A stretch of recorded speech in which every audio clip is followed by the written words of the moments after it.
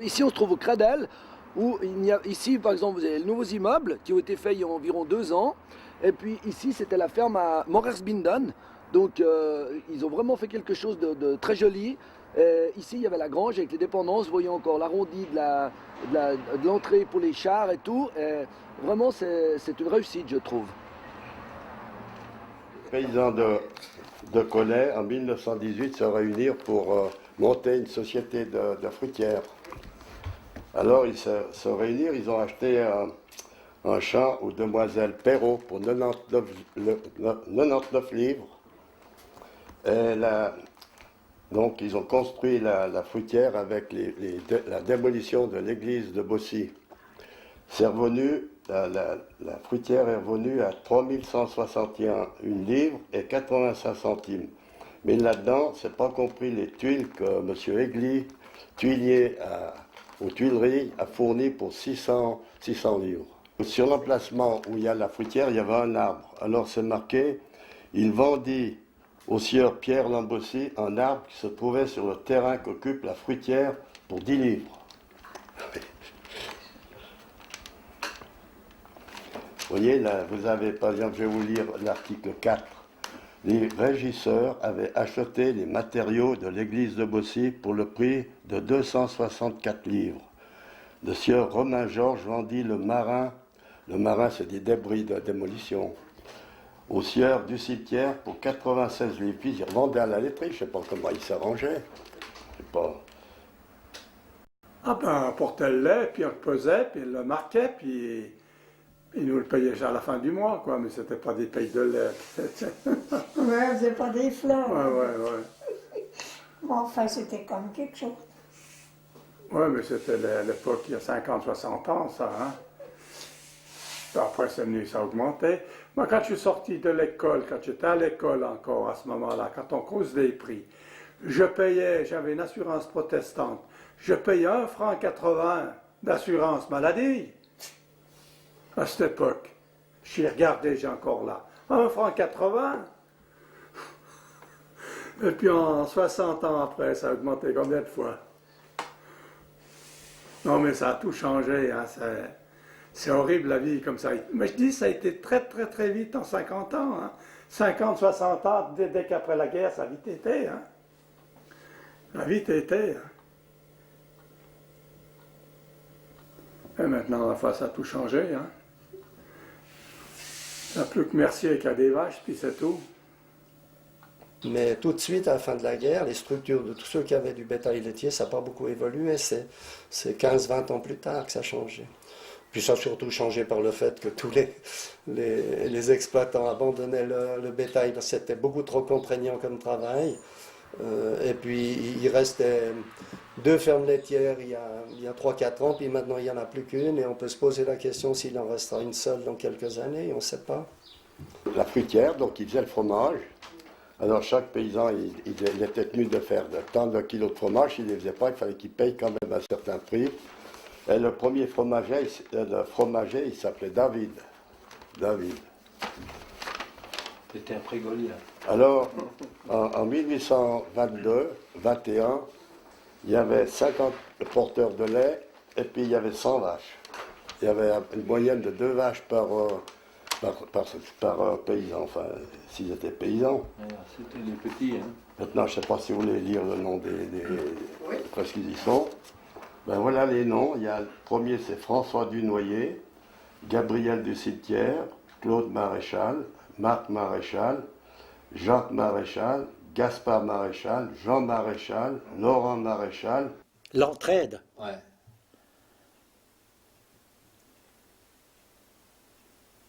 Elle est sûrement parce qu'elle est à Soral. Laissez-moi, vous ne filmez pas encore, je ne sais pas encore au juste ce qu'on va dire. Elle n'est pas bonne, je ne veux pas le dire, je vous le dis à vous. Ou bien je vais dire, c'est malheureusement pas suffisant.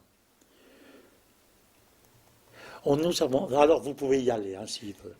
Nous avons créé, il y a un certain nombre d'années, dans la commune, une liste des machines qu'on est censé pouvoir prêter. Il ne faut pas une toute vieille qui est en panne chez celui qui vient l'emprunter puis qu'elle est fichue. Alors nous avons fait une liste, ça dans le cadre de la vulgarisation agricole, avec les prix qu'on a élaborés. Donc ça c'est assez favorable parce que ça vous laissait, si tout d'un coup en plein de travaux vous étiez en panne, ce qui m'arrivait d'une traiteuse, le temps nasse, il faut finir traiter, vous n'avez pas le temps de la réparer, ou il faut l'amener chez le fabricant, enfin chez le vendeur et tout ça. Vous avez la liste, vous voyez quel est le premier voisin qui est susceptible de vous louer, vous prêter la même machine. Alors ça, c'était très bien. Surtout, moi, je vois pour la traiteuse. Maintenant, vous avez le même phénomène qui peut être pour des autres machines. Les chars, qu'on livrait le blé encore dans les sacs, ça aussi. Par la suite, il y a eu les remorques à grains. On les prête moins souvent parce qu'on livre des grosses quantités à la fois, puis on la sert plusieurs fois la même matinée. Et puis dans d'autres matériels, ben là, ça y est, ça a mieux été. Et puis, anciennement, on aurait toujours eu peur de la prêter pour ne pas savoir ce qu'on doit la demander ou qu'on doit la prêter pour rien. Et il y a toujours eu aussi, ça il faut admettre, c'est dans tous les domaines, vous ne connaissez pas la machine, vous faites une casse, vous avez honte de la casse, si vous n'êtes pas trop scrupuleux, c'est pas moi. Si le propriétaire ne va pas tout de suite, c'est pas moi, c'est assez malheureux qu'il y a eu des agriculteurs qui n'ont plus voulu prêter, parce que beaucoup de machines sont venues en mauvais état ou des pièces défectueuses. Souvent, ce n'est pas par de la négligence, par manque de connaissance de la machine. Alors il faut aussi savoir ce qu'on prête. Prêter les chevaux, ça s'est fait couramment. Alors, pas chez les petits paysans pour labourer, ben, ils mettaient à 2 ou à 3, ils se prêtaient les chevaux pour labourer, puis après chacun recette de son côté. Je trouve qu'il y avait plus d'amitié qu'aujourd'hui. Hein. On allait travailler nos terrains, enfin nos champs. Alors on avait tous une fourche, et puis on avait le temps de causer deux petits mots à l'entrée du village, ils étaient dans la cour, ou bien on se voyait en allant au champ. Puis on était obligés de s'entraider aussi. Hein. Parce que là, quand ça arrivait, là, c'est les Giraud, là, la famille Giraud, le père, qui avait le tracteur, le premier. Mais quand il voulait nous labourer, il ne voulait pas de sous. Il donnait en journée, la batteuse, faire les pommes de terre, ramasser les pommes de terre, les trier, tout, il fallait lui donner en journée. Il ne voulait pas de sous, il voulait bien labourer, mais il ne voulait pas de sous pour... il voulait des journées pour... parce qu'il y avait beaucoup de main-d'œuvre, alors il avait besoin de la main-d'œuvre, ça ne l'intéressait pas de labourer pour être payé. Puis là, il y avait la maman, la Rose Giraud, là, quand elle était là, elle avait les poulaillers, là. C'est tout moi qui lui ai donné, tué les lapins et les poules. Elle me criait à travers des fois, à travers le jardin, elle criait Georges, Georges. Je disais, mais qui c'est? Ah, mais ça, c'est la Rose Giraud, c'est Madame Giraud. Puis elle m'appelait, puis j'allais, tu peux pas me tuer 2 lapins aujourd'hui, tu peux pas me tuer un poulet. Puis c'était là, c'était la bonne franquette, là, c'était la belle, moi je trouve que c'était la belle vie. Hein. Chez Pasquier, là aussi, j'ai tout tué les lapins. Puis chez Charlie Baumgartner, j'en ai tué des centaines. Mais les jeunes, ils ne savent pas beaucoup, hein, les jeunes. Ouais, non, maman Zesberen, elle avait tenu le café avec ses parents. Oh, ben madame, l'Irène, elle a 80 ans, bon, ça ouais, va. Mais comme les fils à Giraud, là, qu'est-ce qu'ils connaissent? Pas connu. Pas connu, c'était tout petit dans les langes quand j'allais chez son... Non, ils étaient quand même dans les langes. Oui, je sais bien, mais le café chez Zesberen. Ah non, mais j'entends les filles Giraud. Ah, ouais, les filles. Alors, ils n'ont pas connu cette époque-là, ils ont connu l'époque quand le père avait déjà bien mis la ferme de sur-pied, c'est pas la même chose. Je sais pas, maintenant c'est plus froid, moi je trouve. C'est plus... Chacun chez soi, je sais pas, c'est plus renfermé. Avant, c'était beaucoup plus ouvert. Parce qu'on était obligé de se donner la main l'un à l'autre, on ne peut pas se tirer dans les jambes. Hein. C'était pas possible. On était tous la même enseigne, on peut tous travailler ensemble.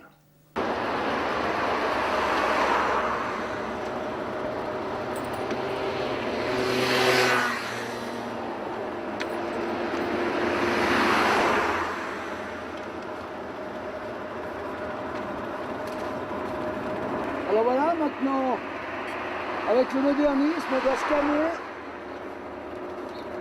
On ne sait pas si ça prend l'heure qu'on passe. ou quoi, mais bon, faut faire avec.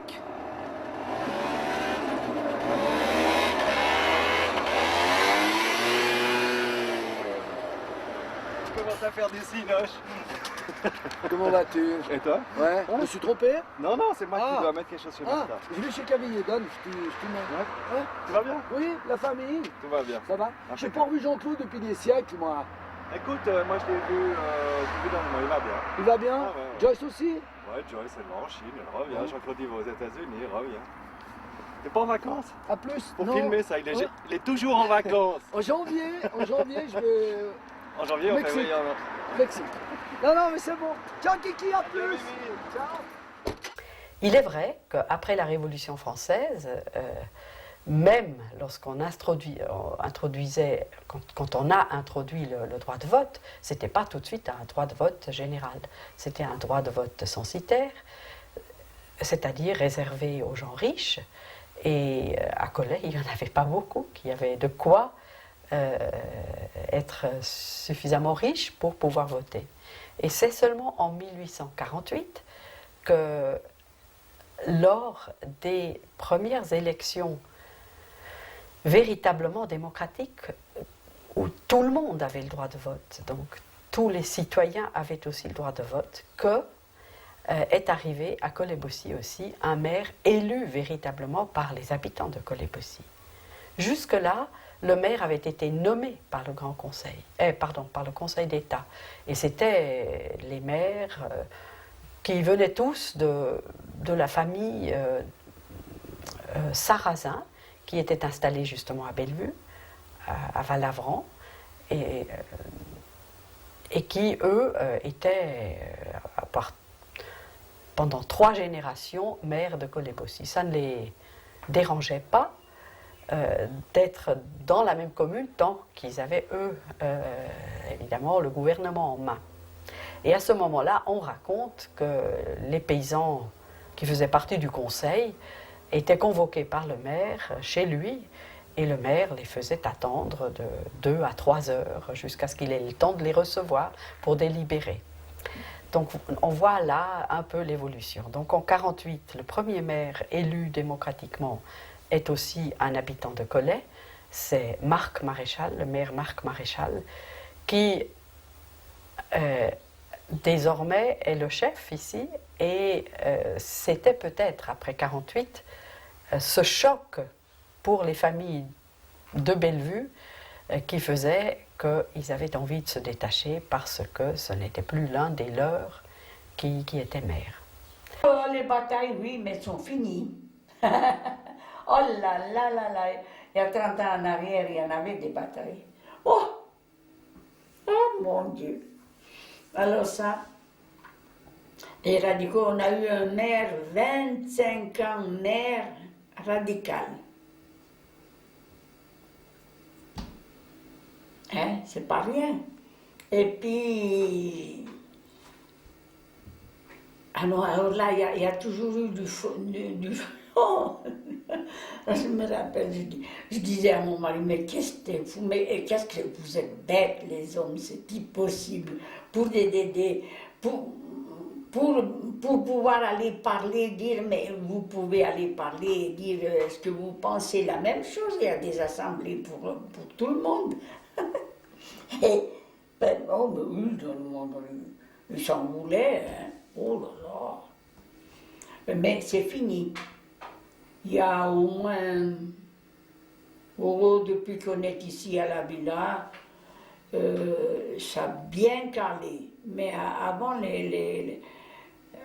la politique, c'était quelque chose. Hein. Et les radicaux, ils ne voulaient pas lâcher aux indépendants. Hein. Alors c'était ça. Et avec ces deux, il y avait, je crois qu'il n'y avait pas de socialistes en son temps, à Cholet. Maintenant, je ne sais pas même s'il y en a, c'est plus du tout la même chose.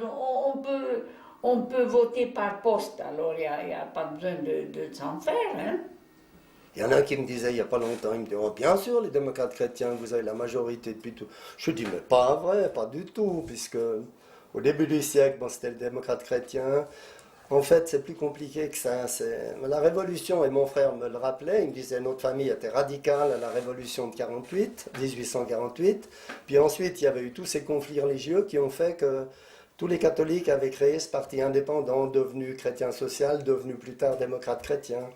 Et jusqu'au début du siècle, les années 24, si je ne me trompe pas, c'était encore des démocrates chrétiens. C'est là qu'il y avait le grand-oncle de mon père, il y a eu un oncle de mon père qui ont été à la mairie, il y a eu Chambet, il y en a eu d'autres.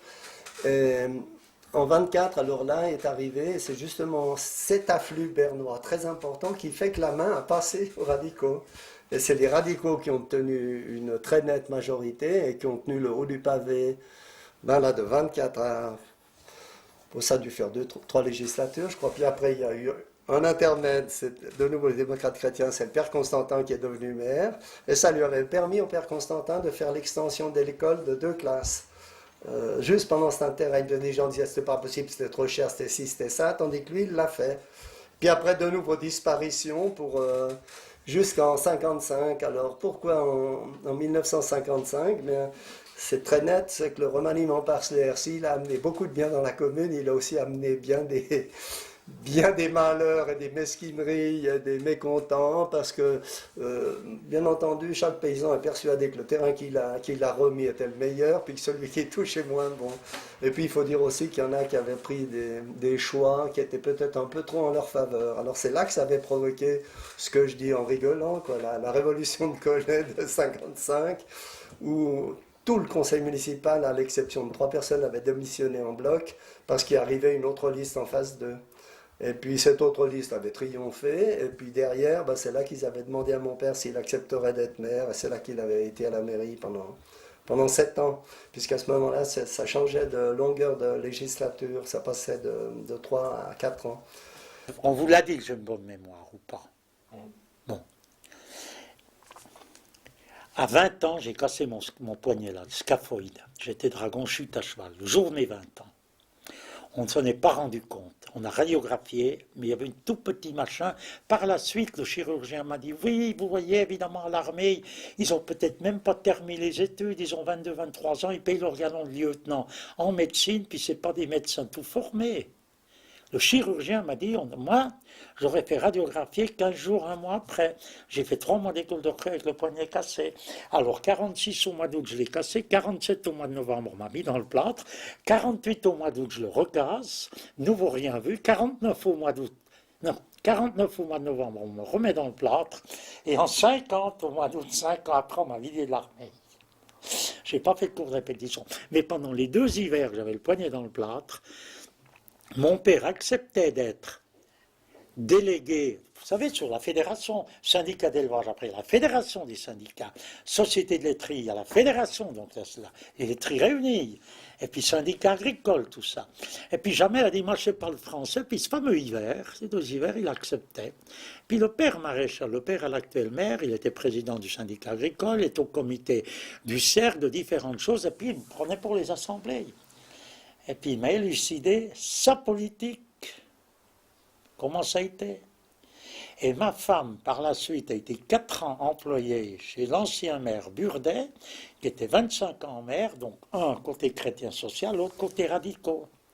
Mais il n'y a qu'une chose, je crois qu'il filme, hein, il n'y a qu'une chose qui est vraie, c'est que ni l'un ni l'autre, on dit des mensonges sur la politique, comme ça se fait aujourd'hui, de la diffamation. Ils n'ont pas fait ça.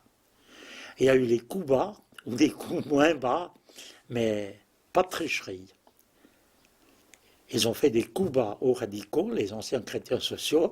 Ça, c'est Jeanne qui devrait vous le dire. Il a dit, ouais, les anciens chrétiens sociaux, donc les PDC, c'était des charognes, ils tenaient la commune. Dans toutes ces communes catholiques de campagne, c'est logique. Et puis Coleb aussi a eu quelques radicaux, mais surtout avec les Suisses allemands. Mais je crois bien qu'il filme, là, votre collègue. Je voudrais qu'il arrête, puis je citerai les noms, tous les Suisses allemands qui sont venus. Et les ouvriers agricoles étaient aussi nombreux, les Suisses allemands, chez les Romans. Mais en Suisse allemande, surtout, Suisse allemande, du canton de Berne, la plupart. Alors ils ne sont pas catholiques. Et ils ont voté radical. Et ils ont fait rentrer les radicaux, au détriment des chrétiens des PDC. Alors ça aussi donne une certaine lutte. Mais que d'autres pourront mieux vous situer. Oh non, mais à un moment donné, dis donc, moi, ça allait mal. Hein. J'ai dit, mais qu'est-ce que vous êtes bêtes, les hommes, c'est impossible. pour la politique, ah non, non, ça bandait, hein. Ça bandait. Hein. C'était pas normal, ils trouvaient les PDC, ils trouvaient que les radicaux, ils voulaient toujours, d'ailleurs, mais Burdet, c'était un très bon maire, on n'a rien à lui reprocher, puis il était juste, hein. Oui, mais on était, vous savez pas ce qu'on était comme habitant à Colébossi en ce moment-là? 300. Quand je me suis mariée, vous vous rendez compte? Les années 40, 300 habitants il y avait. Alors là, c'était rouge, noir, bleu, blanc.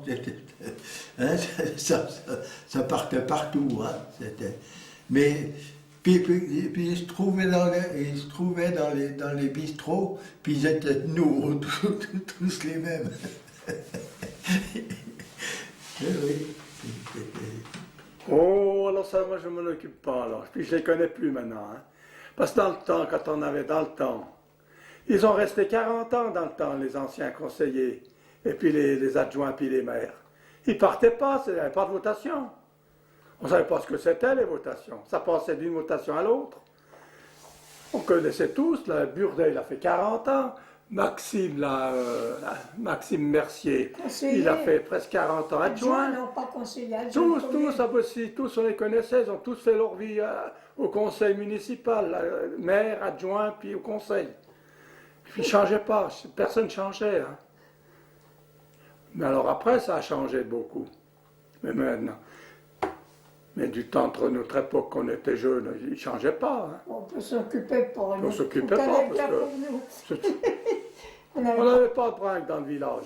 On n'avait jamais d'histoire, jamais rien, on n'avait jamais besoin de la commune, jamais rien. Ça roulait tout seul.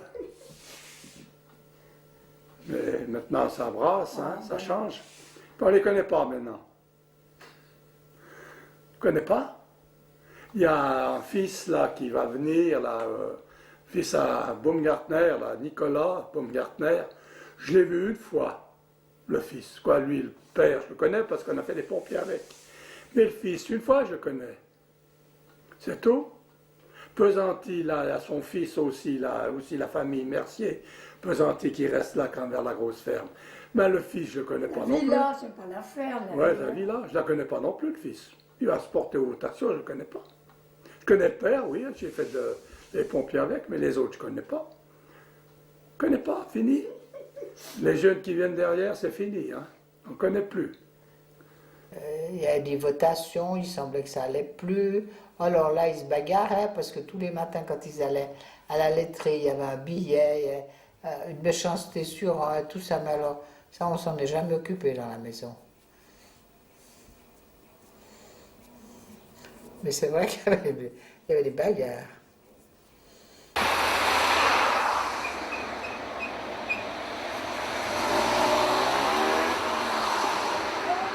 Salut! Comment ça va? Ça va? Bonne journée! Ciao!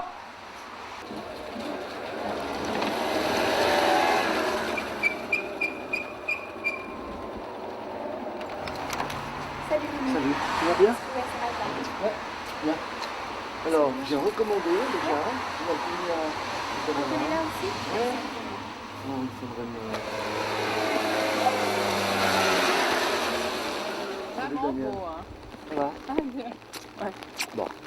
Bon, écoute. Hein, la semaine passée, c'était magnifique. Et puis aujourd'hui, c'est comme ça, quoi. Vraiment. Ça va. Alors voilà, alors il est 9h, on va à la pause. Parce qu'on a la pause depuis 6h15. Elle est permise. Je dis qu'avec l'équipe du café, il ne faut jamais être absent. Tu es malade ou tu es en vacances, mais t'en prends, mais comme c'est pas permis. C'est juste ou pas? C'est juste ou pas? Du mercredi. Mais Parce encore que sinon, pas. je vais avoir des histoires. Tous les jours, on va lui mettre Voilà. laisser la Alors, casquette. ça, c'est ma factrice préférée. C'est la plus belle et la plus gentille. Et de loin. Ça se voit du reste. Oh, bah, année, il n'y en a qu'une. Hein. Il n'y en a pas qu'une. Tu fais partie, toi, t'as la deuxième. Non, chouchou, moi je suis la remplaçante. Est-ce qu'on s'attaque à ton goitre?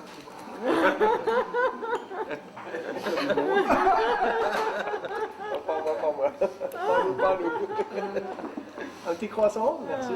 Oui, mais il y a encore un petit peu. La pause est finie, on continue, bientôt le soleil.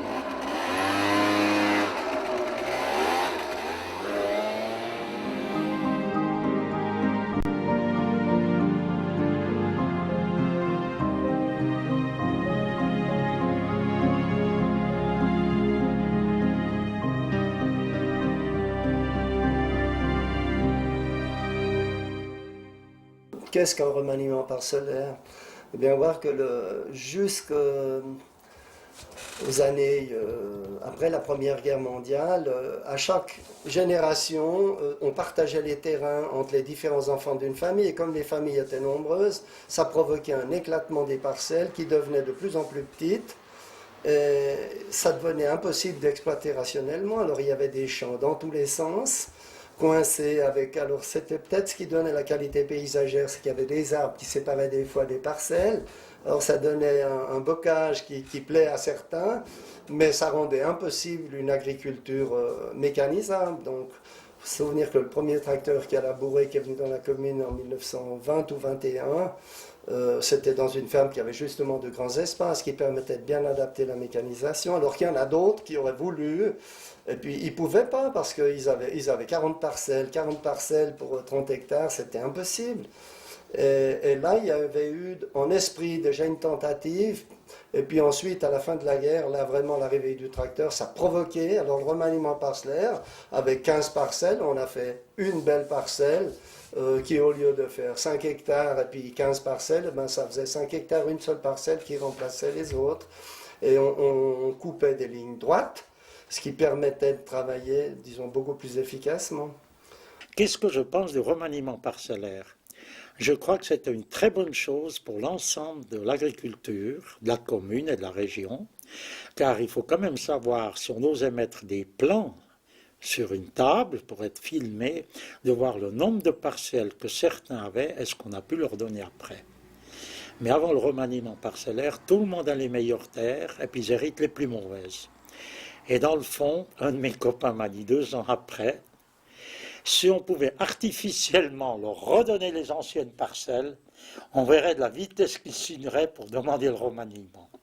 Parce qu'alors on n'avait pas pensé à cette chance d'avoir des grandes parcelles et puis rectilignes qu'avant elles étaient dans tous les sens souvent.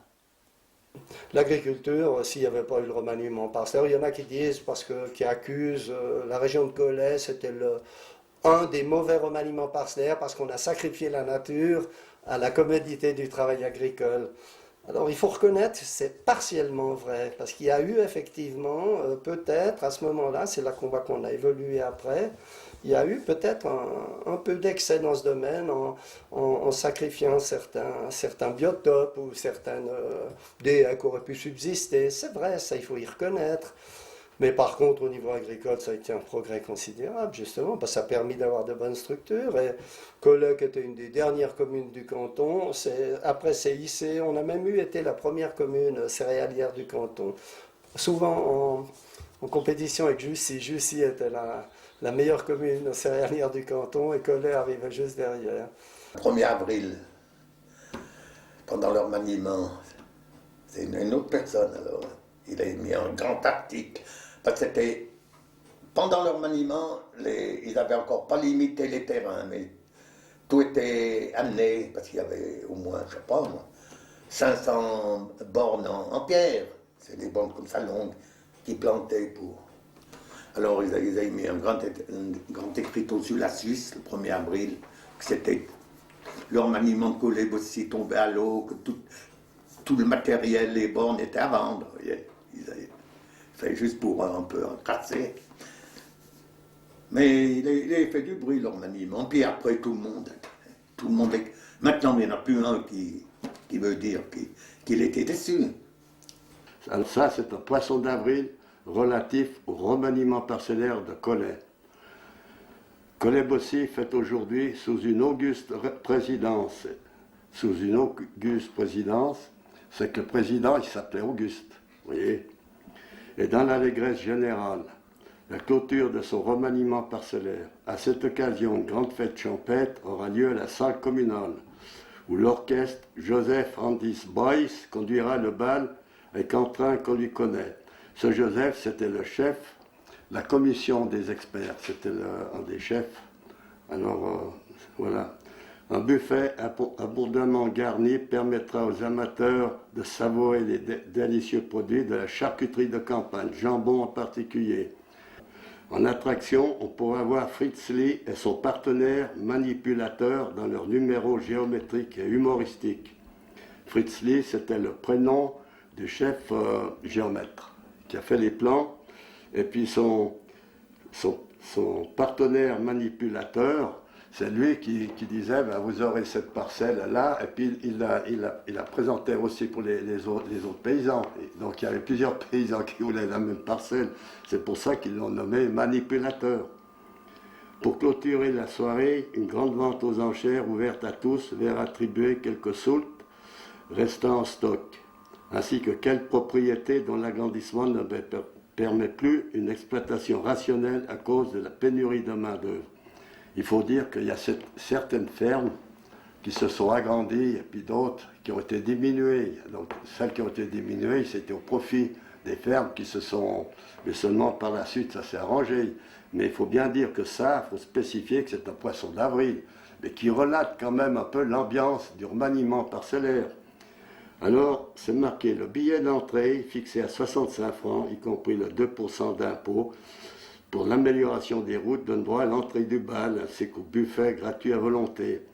Le chiffre de 65 francs, ils étaient rétribués à 65 francs la journée. Donc les experts à l'époque, c'était pas mal, vous voyez, donc il y a eu la dévaluation. Et puis alors, le 2% d'impôt, c'est chaque propriétaire est tenu de laisser 2% de son terrain pour faire les routes, pour agrandir les routes et tout. Ben voilà, c'est fini, mais il faut dire que ça a été très laborieux ce remaniement parcellaire, mais en somme, il s'est bien terminé. Chacun y a trouvé son compte. De ce fait, on se voyait beaucoup moins. Parce qu'en ayant les petites parcelles, on était à côté. Les uns à côté, on travaillait, les uns à côté des autres, on parlait. Il y avait beaucoup plus de communication entre paysans dans les champs, donc, disons. Tandis qu'après, on avait... c'était un peu perdu on s'était un peu perdu de vue du fait qu'on ne travaillait plus à côté. Parce qu'on avait, comme notre ferme, elle était en plusieurs petits bouts. Et puis après, elle n'était plus qu'en 2. Mais on n'a pas beaucoup, on a 7 hectares. Mais tout le monde disait, moi je veux ci, moi je veux ça, ça vaut plus, ça vaut plus. Oh là là, voilà qu'il faut arracher mon cerisier. Ça a été alors là la grande bagarre au village. C'était M. Constantin qui était maire à ce moment-là. C'était Marius Constantin. Oh, alors là, c'était la guerre, là. Là, c'était la guerre, il fallait un fusil, là. Oh, ça n'a pas trop mal passé encore. Oh, mais c'est comme dans tous les villages, hein. Tout le monde a de la meilleure terre, tout le monde a le meilleur arbre, hein. Ça, c'est la vie, ça, c'est automatique, hein. Remaniement parcellaire, on a tous plus ou moins participé, enfin, on en a subi les conséquences. Je crois pas que ça a été une mauvaise chose, moi je pense pas. Surtout pour les fermes qui ont pu grouper leur terrain autour de la maison. Je pense que ça a été bon pour la campagne. Nous, les particuliers, bon, ben, quelques-uns, on peut agrandir un peu autour de chez eux. C'est surtout les campagnards qui en ont profité. À l'époque, j'étais propriétaire de la forge de Collet qui se trouvait en face du restaurant communal, l'auberge communale.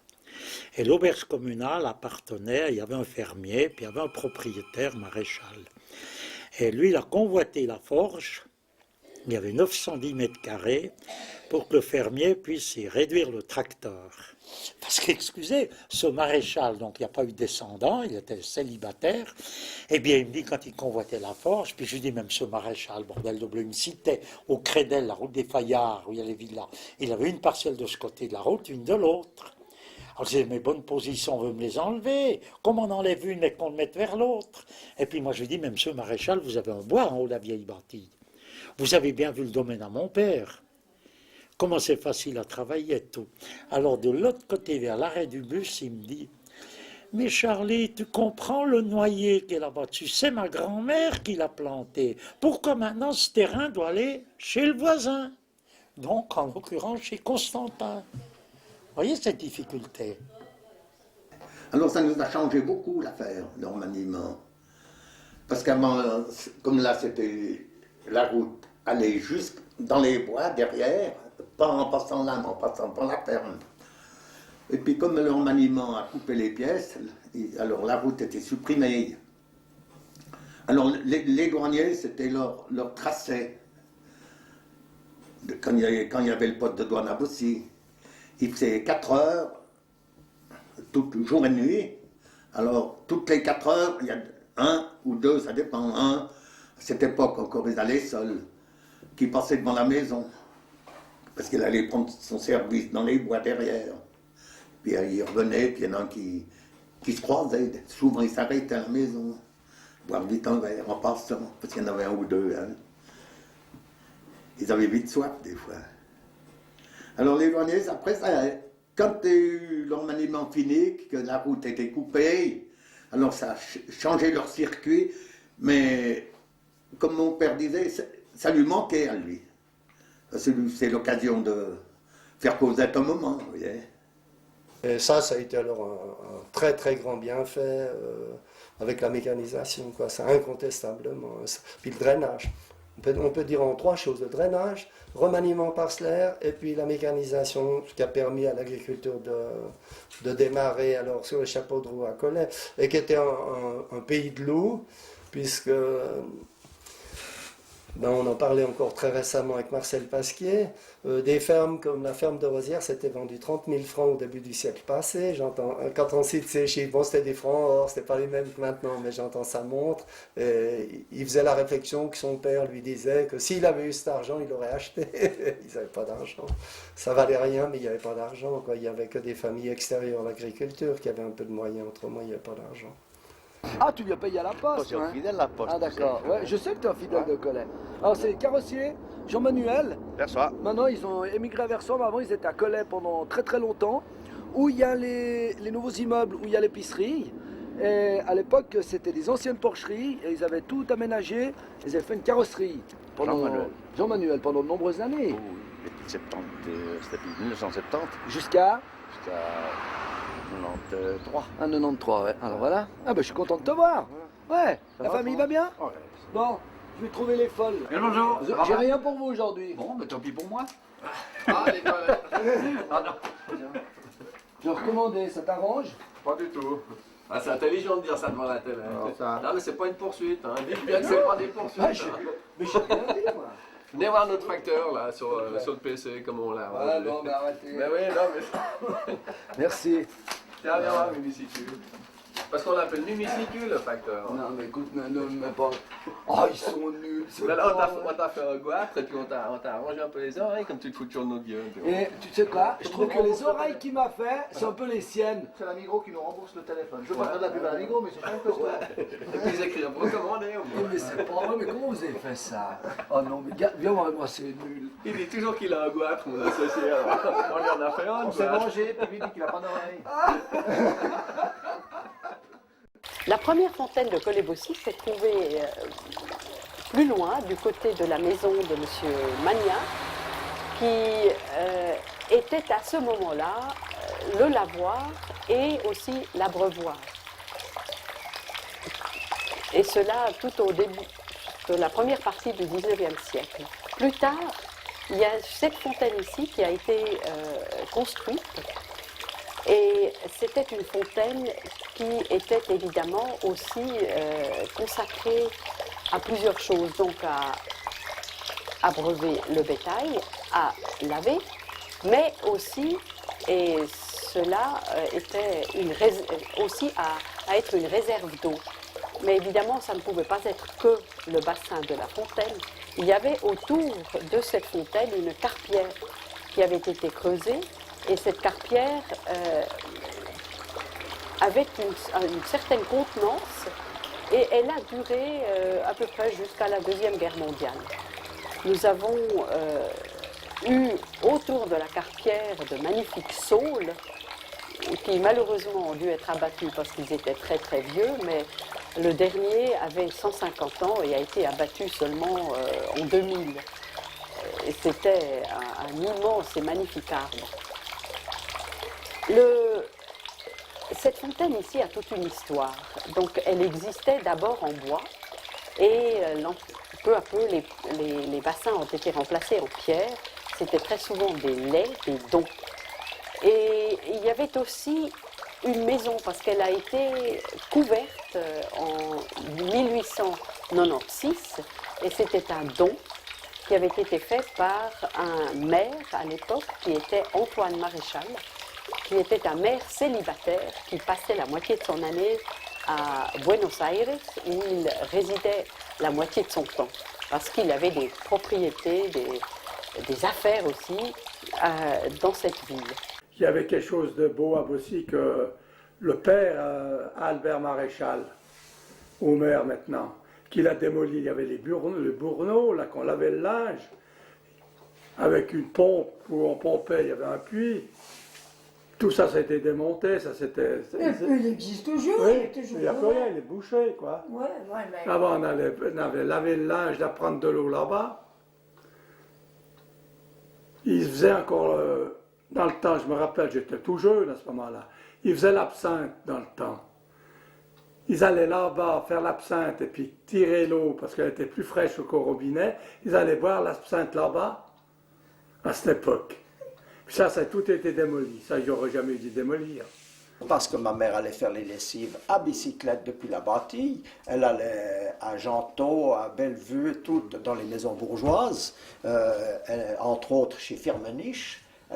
C'est elle qui allait faire la lessive chez Firmenich, sur le bassin, la brosse, etc. Chez la mère Firmenich. Bon, il est décédé, mais enfin... Il n'y avait pas les machines à laver. Il n'y avait pas les machines à laver qu'il y a actuellement. Alors elle faisait tout ça à bicyclette. Ça se faisait beaucoup, ce qu'on appelait le bourneau, là, à la fontaine. Les villages. En bas le village, là où il y a vers l'auberge, il y avait, de l'autre côté où ils ont construit les maisons, il y avait ce qu'on appelait une carpière. C'était de l'eau stagnante qui restait là. C'était de l'eau, des résidus des champs qui venaient avant les drainages. Alors après, quand ils ont fait les drainages ici dans la commune, cette eau, elle est partie dans le canal qui allait dans la Versoix, là-bas. Ça a supprimé un peu les petites rigoles qu'il y avait dans les champs.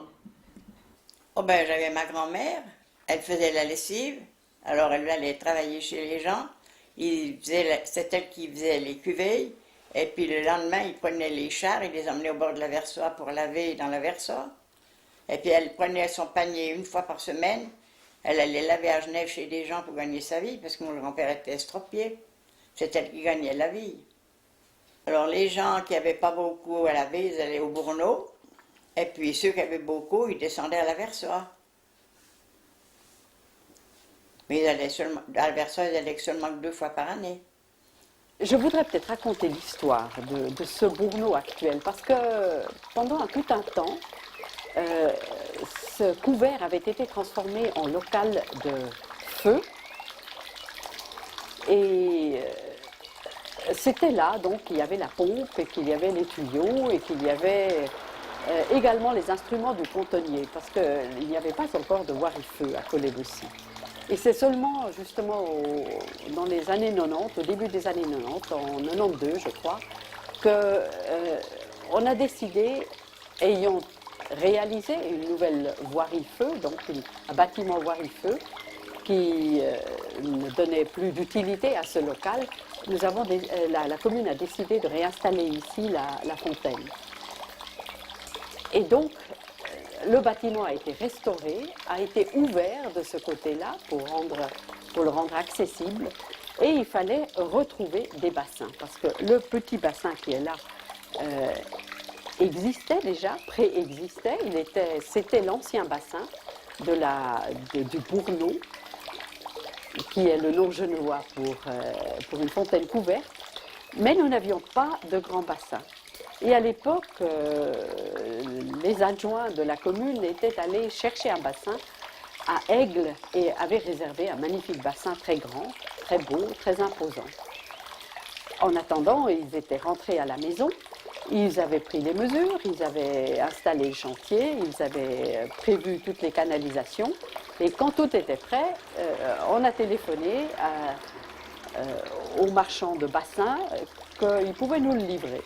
Or, ce marchand de bassin nous a dit « Oh, mais il n'existe plus, ce bassin, il n'est plus là, il est en train de naviguer vers les Amériques. » Grand effroi, évidemment, que faire maintenant que tout est prêt? Et dans le désespoir, nous sommes allés vers Grand Saconnet, où un ami a indiqué un endroit où se trouvait un bassin. Il a été trouvé qu'il appartenait à une famille dont l'épouse était originaire de Collet, et il s'est trouvé qu'elle était d'accord de nous le vendre. Et c'était pas facile parce que ce bassin a dû être transporté par-dessus une maison, par une grue, ce qui était évidemment une entreprise très, très hasardeuse et très périlleuse. Et quand le bassin était bien en l'air, deux conseillers municipaux de Grand Saconnet ont passé par là et ont posé la question, mais d'où vient ce bassin? Nous, à Grand Saconnet, on cherchait un bassin justement pour notre commune et nous leur avons fait la nique en disant non, ce bassin est pour Collet-Bossy. Ben, l'eau, on l'avait de Ferney, avec 1 litre à la minute. La gâte. Il y avait une agate, tu ne peux pas ouvrir plus pour 1 litre à la minute. Alors il y avait un qui contrôlait à Collet, c'était l'oncle Mercier, là. Léon Mercier. Et puis chaque fois qu'on n'avait pas d'eau, on ôtait la gâte. Alors ça faisait plus d'eau. Alors il venait derrière, il gueulait, il ne faut pas ôter la gâte. Alors il remettait la gâte, mais dès qu'il avait tourné, on ôtait la gâte. Mais si on ôte la gâte, alors l'eau elle passe. Et là c'est pour régler l'eau à 1 litre à la minute. Ils ont mis l'eau du service industriel à mis l'eau. Alors là, quand on avait 1 litre à la minute, qu'on avait eu 2-3 vaches, on avait mis un bassin à l'écurie, un bassin à la grandeur de la table, puis on le remplissait, comme ça on avait l'eau pour aller porter aux vaches. On avait le temps de remplir, 1 litre à la minute, ils ne boivaient pas toute la journée les vaches. Alors on mettait un bassin à l'écurie, comme ça grand, et puis on laissait aller l'eau, puis quand il était plein, ben, on prenait un seau, puis on allait donner à boire aux vaches. Parce qu'il n'y avait pas d'abreuvoir à ce moment-là. Ça n'existait pas. C'était en 1966 que le gros réservoir s'est construit. Et puis avant, on avait un petit réservoir pour 5-6 000 litres, vous voyez, à Ranterre. Et qui avait été construit par la commune, mais il avait été construit en 1946, moi j'ai commencé.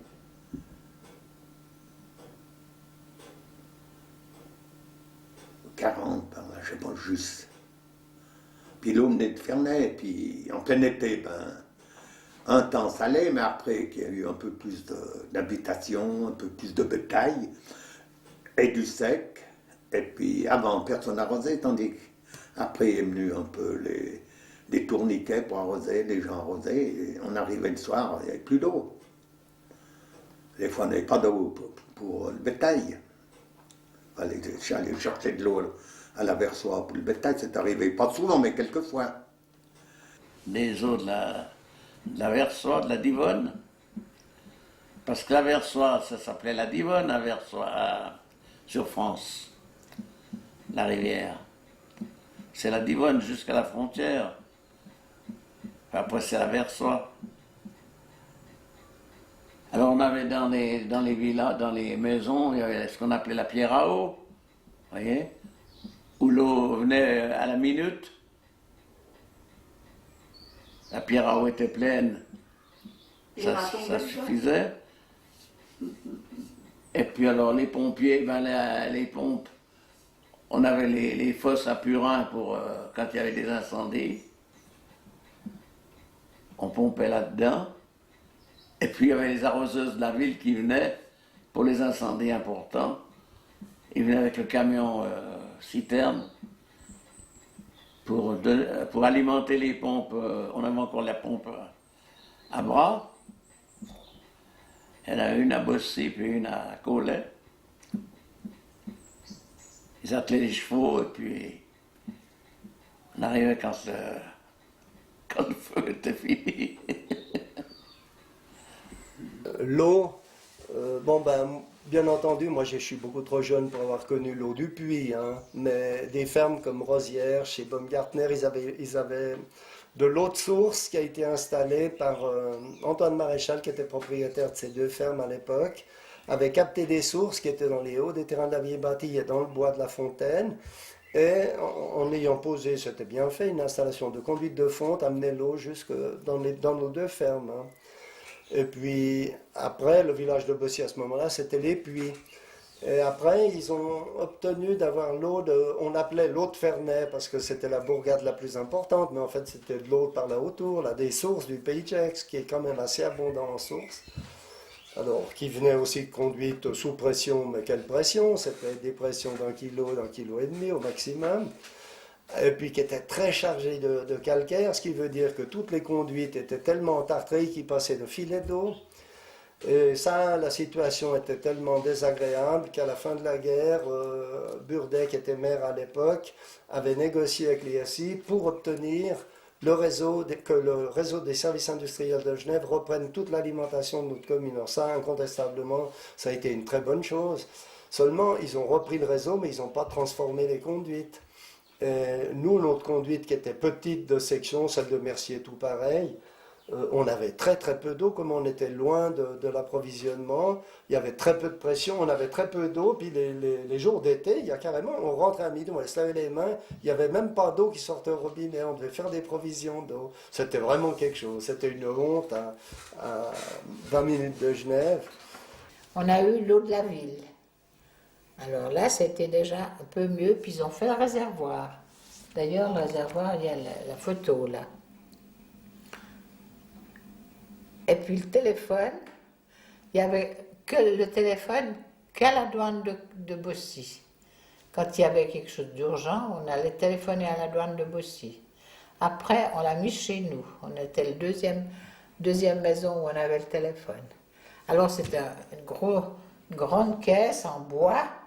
On tournait la manivelle, puis ça répondait à la centrale à Bellevue.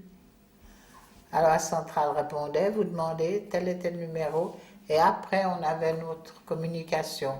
L'électricité, alors ça avait une connotation politique, parce que monsieur le maire Burdet habitait le Crédel, alors il avait commencé par servir les siens et ses fidèles. Alors ça veut dire le Crédel, et puis Collet, et puis Bossy, il n'y avait pas eu de triphasé. Alors les gens, le triphasé c'était l'arrivée des cuisinières électriques. Hein. Alors là, il avait fallu attendre une bonne dizaine d'années de plus que Collet pour avoir l'apport triphasé qui permettait d'avoir des moteurs électriques dans les fermes. Ça a été un très bon progrès pour les paysans. Et puis d'avoir des cuisinières électriques, etc. Après, on ne parle pas de machine à laver, mais c'est nettement plus tard. Il y avait la lampe à alcool. J'en ai encore là aussi, lampe à alcool. Alcool à brûler. Non, pas l'alcool à brûler. C'était du pétrole. Pétrole, espèce de pétrole raffiné. Comment raffiné. Ah ouais. Il ne fumait pas. Oui, il était fin, il était raffiné, quoi, comme on dit. Ouais. Puis la lampe là. Mais ça, on y faisait en cas de. Vous savez, quand il venait la neige, l'hiver, eh bien, il ne pouvait pas des fois arranger la lumière parce que la neige, elle faisait tomber les fils. Alors ça coupait la lumière. Alors on avait la lampe à pétrole. Pas 3-4 jours en tout cas. Et puis les orages aussi, mais c'était. Alors les orages aussi, des fois, en mois de juillet, tout, des fois. Bon, le tonnerre il tombait sur les fils. Maintenant il n'y en a plus, il ne peut plus moins tomber, mais il tombait sur les fils ou bien un poteau, il coupait la lumière. C'est mon grand-père François qui avait acheté le site où il y avait une ancienne usine électrique pour trouver un endroit où l'entreprise que mon père avait lancée d'amélioration foncière et de drainage vers 1919 pour se trouver un local. Et de fil en aiguille, c'est devenu un petit moulin des premières moutures spéciales qu'on faisait pour du pain ou du seigle. Et puis à côté de ça, une exploitation, la mise en valeur de la force hydraulique, qui faisait suite à une installation à courant continu qui a été faite vers 1892 ou 93 et qui ravitaillait une douzaine de clients entre Richelieu, les baraques et les premières fermes de Col-et-Bossy dans la région où se trouve, si vous voulez, avant la poste. Et puis cette exploitation... C'était Stoudman, ça. C'était Stoudman, exact. C'est exact, Stoudman. Et puis cette installation a fonctionné un certain nombre d'années et les services industriels de Genève, qui étaient ceux de la ville de Genève à l'époque, songeant quand même à rechercher leur exploitation dans l'ensemble du canton, ont entre autres racheté ce petit réseau qu'ils ont animé jusque vers 1908 ou 1909. Ils l'ont désaffecté et puis ils ont désaffecté l'usine, mais la propriété restait dans les mains de Mme Stutzmann jusqu'à ce que mon grand-père la rachète en 1919. Dans ces quelques années, et en particulier en 1910, où il y a eu la gigantesque inondation de l'Aversoix, le site a été complètement dévasté. Et se brancher à l'époque coûtait horriblement cher, puis vu par des contacts avec des amis, avec M. Favarger, M. Estier, à force de s'entrevoir et résoudre un problème, ils l'ont trouvé. C'est-à-dire que cette turbine a été démontée chez Favarger à Versoix dans les années 31, 32, et ensuite elle a été montée ici, elle a été bâtie à l'emplacement que vous voyez. Et ensuite, je crois que c'est dans les années 35 ou 34 qu'elle a fonctionné. 35, moi qui fais mars 35, qu'en somme inauguré, que ça marchait. Évidemment, c'était une merveille d'avoir de la lumière. Et ça a toujours bien fonctionné, mais évidemment, l'hiver, les feuilles mortes, les branches et tout, qu'est-ce qu'on voulait, enlever les feuilles, la nuit, il n'y avait personne, alors automatiquement, le soir, au lit, et le premier qui se levait le matin allait enlever les feuilles pour avoir à nouveau la lumière pour la journée. En été, il n'y avait pas de problème. Dans l'hiver, qu'est-ce qu'on voulait, on allait au lit, puis ça y est. L'évolution, la technique et tout ça, jusqu'à un jour, on a mis un râteau automatique. Et ce râteau automatique a été modifié, perfectionné, et maintenant ça fait 10 ans, ça fait exactement 10 ans que je suis raccordé au réseau. Alors il n'y a plus ce problème. Si je tombe en panne, c'est alimenté par le réseau et vice-versa, et moi le surplus part au réseau. Le problème des feuilles est complètement résolu. Alors, ça a bien changé. C'est à en dire, maintenant, c'est une époque où vraiment on peut regarder la télévision tranquillement le soir. Et pas besoin de courir à la turbine. Oh, j'ai pas vu la fin du film, et puis voilà, il n'y a plus de lumière.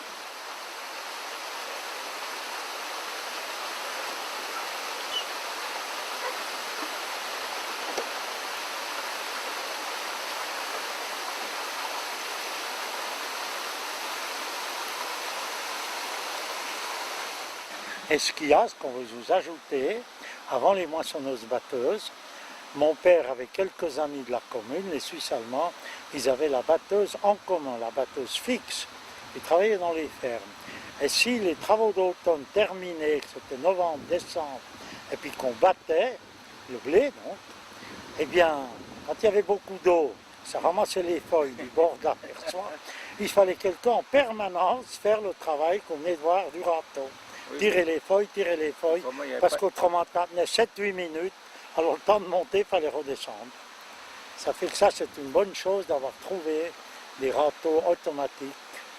Et ici, les râteaux, il y a un avantage, une évolution extraordinaire, c'est que c'est avec des sondes. Comme je vous expliquais, une sonde à l'intérieur de la chambre à eau, une sonde à l'extérieur de la chambre à eau. Et le râteau se met en marche dès que l'eau baisse dans la chambre à eau. Alors, c'est automatique, ça se faisait tout seul, en marche, arrêt, selon la quantité de feuilles. S'il n'y a pas de feuilles, ça ne marche pas.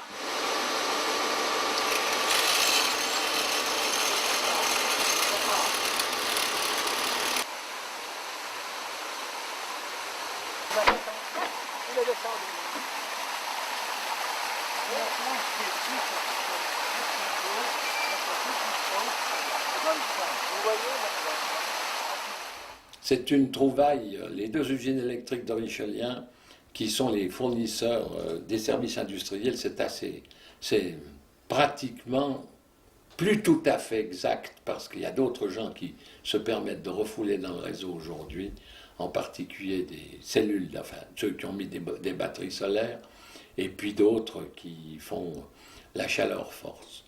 Mais en fait, hydroélectrique, c'est effectivement Baumgartner et l'usine de Richelieu.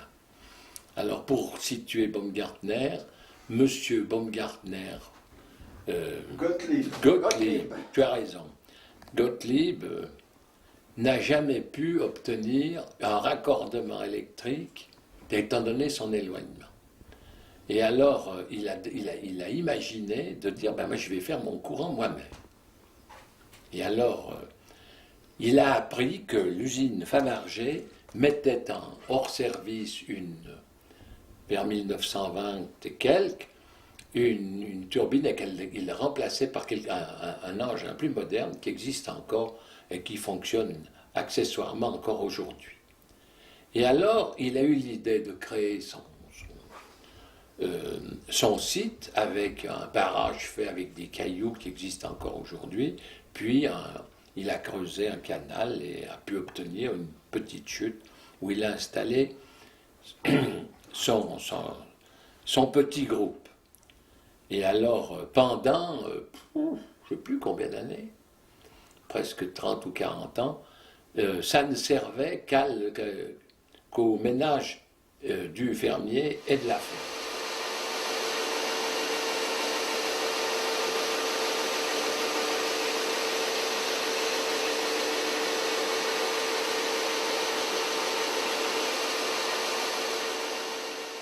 Et alors, pour raconter l'histoire, enfin c'est une anecdote ça, mais qui mérite, qui a quand même un caractère historique. Le célèbre écolo genevois, se promenait il y a un certain nombre d'années le long de la Versoix. Et il aperçoit en plein été, parce qu'on était là, que l'usine de Baumgartner fonctionnait et qui diffusait de la chaleur avec 2 radiateurs. Parce que si on utilise très peu de courant à la ferme, la qualité, le régulateur ne peut pas suivre. Alors pour que ça suive comme il faut, il fallait mettre une charge. Et alors Roch, à l'époque, quand il a vu ça, a eu son sang n'a fait qu'un tour, et il a exigé de la part des services industriels, je dis, il y a une énergie, il y a de l'eau, il y a une installation, vous allez quand même pas continuer à chauffer les mouches. C'est comme ça que de fil en aiguille, ce sont les services industriels qui se sont sentis obligés d'imaginer le raccordement qui existe aujourd'hui, au plaisir de celui qui l'exploite, puisque maintenant, le raccordement électrique est fait de façon moderne, à tel point que quand les services industriels ont une panne, la machine se met en veilleuse, et quand le courant revient, elle se rebranche, si bien que celui qui reçoit l'électricité ne s'aperçoit même pas qu'il y a eu une perturbation. Mais enfin, c'est assez curieux de voir qu'une activité dans un coin comme ça est due en fait à l'impossibilité des services industriels de répondre à un besoin de quantité de courant disponible. C'était et là, on se trouve en 1930. Hein. Alors, il n'est pas question à l'époque de tirer une ficelle pour aller jusqu'aux forces de joug à Milles, parce que là, les cantons de Vaud et les cantons de Genève seraient tombés à la renverse. Hein? Alors qu'aujourd'hui, on parle que de trucs comme ça, puis tu vois, combien de temps il a fallu, hein? L'industrie qui est présente à Collet-Bossy le long de la Versoix depuis, en tout cas, le XVe siècle. Il y avait à la vieille bâtie des martinets et une papeterie. Donc on fabriquait avec la force produite par la Versoix toutes sortes de pièces en métal pour les martinets et on fabriquait du papier à la vieille bâtie. Ces deux industries appartenaient au seigneur de Glié, par exemple. C'était ses propres revenus. Donc on avait là déjà quelque chose qui est installé, qui a duré jusque dans les années 40, je crois, jusqu'à la Deuxième Guerre mondiale. Il y avait encore une diamanterie à la vieille bâtie.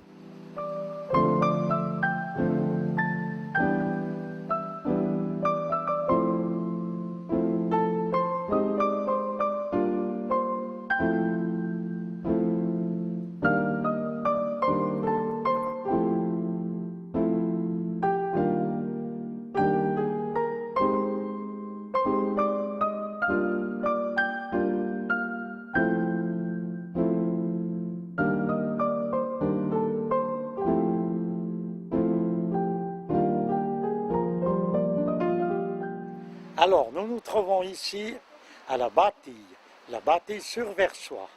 Mais il faut aussi que les gens de la commune de Collet-Bossy sachent que la bâtille est sise sur la commune de Collet-Bossy, sauf le restaurant qui se trouve derrière nous. Et ici le lieu dit, donc, papeterie de la bâtille, où il ne reste plus que des ruines, ça a eu brûlé en son temps. Nom de papeterie, on ne sait pas d'où venait le bois, mais la route de la vieille bâtille, il y a 50 ans, sur les plans officiels du canton de Genève, était mis route des papeteries de la bâtille. Ça voudrait dire que le bois provenait de France voisine. Ici devant moi, la diamanterie. Cette diamanterie est plus en fonction. Elle a fonctionné, d'après Ouidir, avant la guerre 14-18. On perçait les diamants pour tirer le fil qu'on a dans les ampoules. Il paraît qu'il y aurait 80 cm de fil dans les ampoules, ce qu'on nous a dit dans la dernière guerre. Parce qu'ils ont été très en concurrence des Hollandais qui avaient une main-d'œuvre nettement moins chère.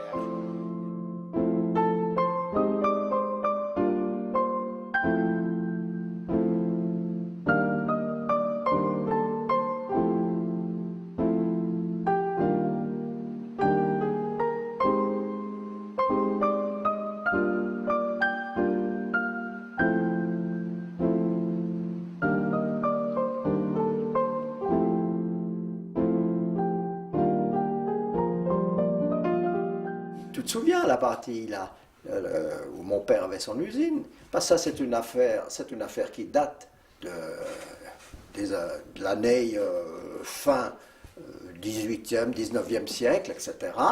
Et il avait son usine parce qu'il s'était installé en face où il y avait la fabrique de parfums, où il y avait la cartonnerie, où il y avait la taillanderie, etc. Et puis après, ça a brûlé. Puis ça, on va s'en souvenir, je suis trop jeune. Bien sûr. Et alors, c'est après qu'avec son frère, ils ont construit cette petite usine, du reste qui existe encore maintenant. Et là-dedans, il s'est installé pour fabriquer les filières en diamant. Qu'est-ce qu'une filière en diamant? Ben ça, c'est un diamant qui est percé, un diamant qui n'est pas un diamant, disons, de bijouterie, c'est un diamant industriel, et qui est de la grosseur d'une tête d'épingle, un petit peu plus gros peut-être, selon le diamètre du trou qu'il devait faire. Et il perçait ce diamant, c'était pour les tréfileries, parce qu'un fil de cuivre, soit même un filament d'ampoule électrique, est passé à travers une filière. C'est-à-dire qu'il faut l'amener d'un certain diamètre a un diamètre plus petit. Alors, ce procédé, c'est par étirage. Donc, les tréfileries utilisaient les filières pour ceci.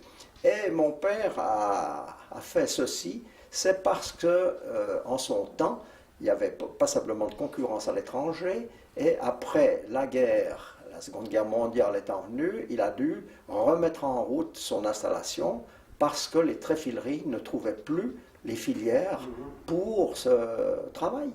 Et alors c'est là qu'il a redémarré avec ça. Et il travaillait en son temps la première fois avec son frère, qui était Maxime Kerkia. Mon père, c'était donc Émile. Et puis malheureusement, alors son frère étant décédé en 1918 lors de la première guerre mondiale. Et ensuite, il a continué, et c'est mon frère, après, qui travaillait avec lui. Évidemment que ces filières avaient des débouchés un petit peu partout en Suisse, parce qu'ils faisaient la filière diamant, la filière métal dur, donc carbure tungstène, etc. Et il a appris son métier comment? Oh bien, c'est-à-dire que, étant jeune, il était dans la région de Thoiry et tout ça, qui était une région où il y avait les tailleurs de pierres, de diamants, etc. Et c'est de là qu'est partie cette idée de faire les filières en diamant. Il faut une quinzaine de jours pour percer un diamant, il fallait. Le diamètre du trou correspondait à peu près à la grosseur d'un cheveu. Donc tu vois que c'était extrêmement petit. Il travaillait au millième de millimètre parce qu'il fallait que ce trou soit parfaitement rond, etc. Et alors la finition, c'est mon père qui la faisait à la main. Et il faisait ça du matin au soir à son établi avec un outil à la main qu'il arrondissait le trou s'il n'était pas bien rond. À chaque fois, il faisait un petit essai de tréfilage, mais à la main, pour voir et mesurer au micromètre, voir si le trou était parfaitement rond. Et puis, évidemment, qu'il fallait une entrée et une sortie, c'est-à-dire qu'à l'endroit où le fil entre, il fallait que ce soit bien arrondi, et la sortie, c'est le dégagement. Alors, il faisait tout ça à la main. Et alors, quand on dit que le café énerve, alors là, je ne crois pas que ce soit le cas, parce qu'alors mon père, ma mère, buvait un pot de café que ma mère faisait le matin, un pot de café de 5 litres. Le soir, le pot de café était loin. Il allait, parce qu'on avait la maison à côté, l'appartement, alors il allait, puis il avait sa petite casserole, se chauffait une tasse, buvait sa tasse, retournait à l'établi. Alors voilà, disons, toutes ces activités qu'il y avait là-bas. Puis malheureusement, après la Deuxième Guerre mondiale, alors comme j'ai dit, alors ça a disparu parce que alors, la concurrence à l'étranger est revenue. Il aurait fallu réinvestir pour changer complètement la fabrication. Ça n'en valait pas la peine. Et c'est pour ça qu'en 1950, tout a cessé. Et nous avons quitté la maison. Alors, bon, je veux simplement vous rappeler un petit peu ce qu'était la fabrique de parfums de la bâtie, parce que il y a bien des personnes qui ignorent ce qu'il y avait là-bas, etc., puisqu'on a parlé de papeterie et tout. Alors, il est dit ceci: à la fin du 19e siècle, une fabrique de parfums occupait un bâtiment de l'ancienne usine de carton, construite à cheval sur la Versoix, devant l'actuel restaurant de la bâtie, c'est-à-dire un petit peu en retrait. Un incendie aurait détruit cette fabrique en 1906. Nous en avons retrouvé un témoin. Monsieur Marius Constantin, ancien maire de Collet-Bossy, aujourd'hui centenaire. Voici ce qu'il nous dit. En l'occurrence, monsieur Marius Constantin est maintenant décédé à un âge respectable de 103 ans. Alors, c'est lui-même qui raconte ceci, donc on peut y faire confiance. J'étais alors à l'école primaire, dans la classe de mademoiselle Baudet, quand ça a brûlé chez Heureuse, parce qu'on ne disait pas la bâtie, on disait chez Heureuse, parce que c'était le tenancier du restaurant, évidemment. Avec les camarades, on est allé, après l'école, voir ce qui restait du bâtiment. Dans le vallon, puisque le hameau de la bâtie forme un vallon, là sur la Versoix, l'air était chargé de parfums, mêlés à la fumée âcre, du bois qui finissait de brûler. De l'usine, il ne restait que les murs calcinés. Et c'est ainsi que disparut une des dernières activités de la bâtie. puisqu'après il y a eu l'activité de mon père, donc la fabrique de filières. Alors voilà un petit peu cet historique de ce petit coin de la commune de Collet-Bossy.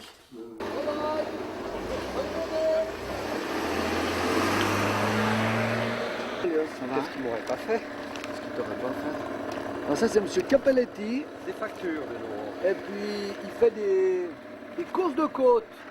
Explique un petit peu.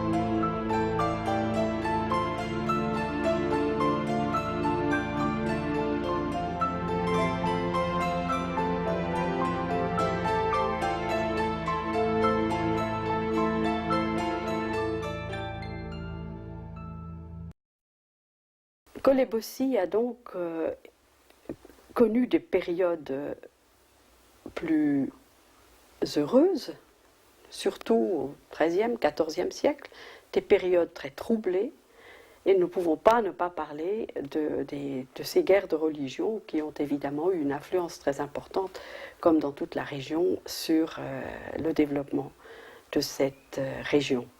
Donc il y a eu surtout ce passage à la Réforme grâce aux Bernois, donc en 1536.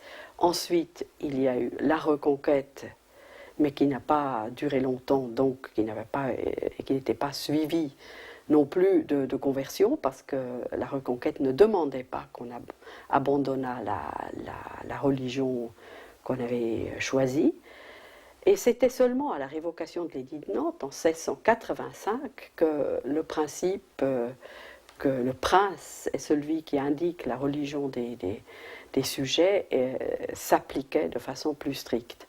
Donc, peu à peu, il fallait que cette région repasse à la religion catholique, qui cependant, les autorités religieuses s'étaient obligées de ne pas le faire par la violence, suivant en cela les conceptions de François de Sales, qui disait qu'il fallait y aller par la persuasion. Et il y avait des jésuites qui étaient installés à Ornay, dont la tâche était de reconquérir ou bien de repersuader toute la région ici de la vieille religion. Ce qui était extrêmement difficile. Et le père Vite, qui était un jésuite installé à Ornay, se plaint très particulièrement des gens de Collet, disant qu'ils venaient pas du tout souvent à la messe, qu'ils faisaient semblant d'y aller, mais qu'ils s'attardaient dans les buissons où ils dormaient, ou Dieu sait quoi, plutôt que de venir, et que c'était vraiment très pénible donc de reconstituer des paroisses de cette manière-là. Ça a toujours été bien séparé, catholique, protestant, mais sans chicane, disons. Il y a eu des chicanes longtemps avant la guerre, quand ils ont pris l'église de Collet. Les protestants avaient pris l'église catholique de Collet. C'est là qu'il s'est construit la chapelle, entre-temps.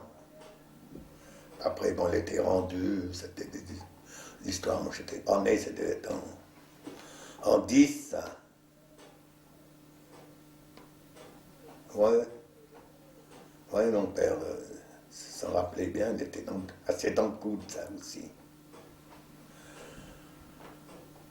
Non, parce qu'autrement, alors, vous voyez, la religion protestante, comment ils n'avaient pas d'église, et puis à cette époque, il n'y avait pas tant de moyens de locomotion pour aller en vélo, c'était tout. Alors, on avait une salle de paroisse qu'on louait, mais on louait, c'est un catholique qui nous l'a loué, à la paroisse protestante, vous voyez, il y avait une bonne harmonie.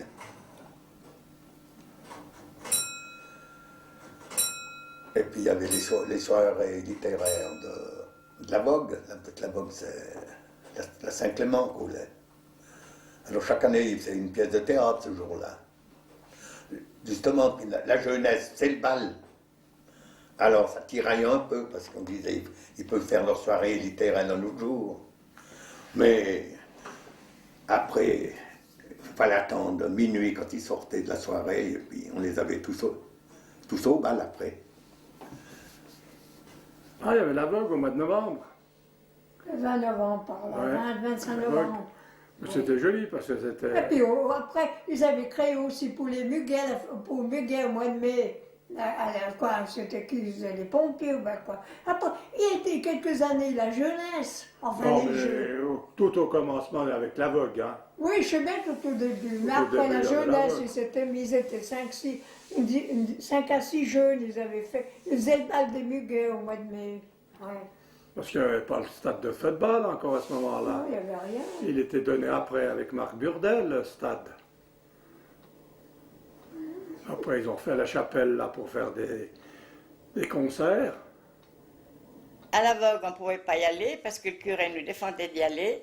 Alors, on était toujours à la maison, on n'allait ni au cinéma, on ne sortait pas, on avait des parents très sérieux.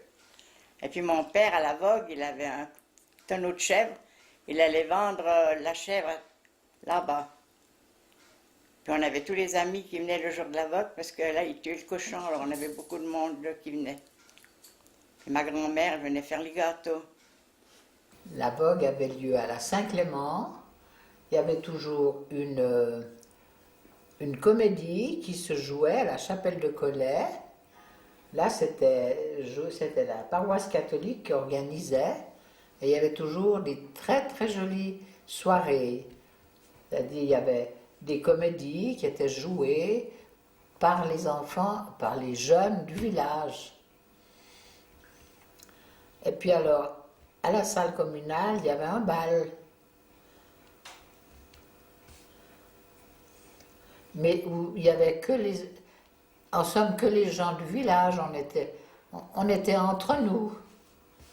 Maintenant, ceux qui y vont disent, c'est plus si familier. Il y avait peut-être un orchestre, peut-être plus petit, mais enfin, on s'amusait. Puis il y avait la tombola. Mais c'était toujours le dimanche tout près du 20 novembre, la Saint-Clément.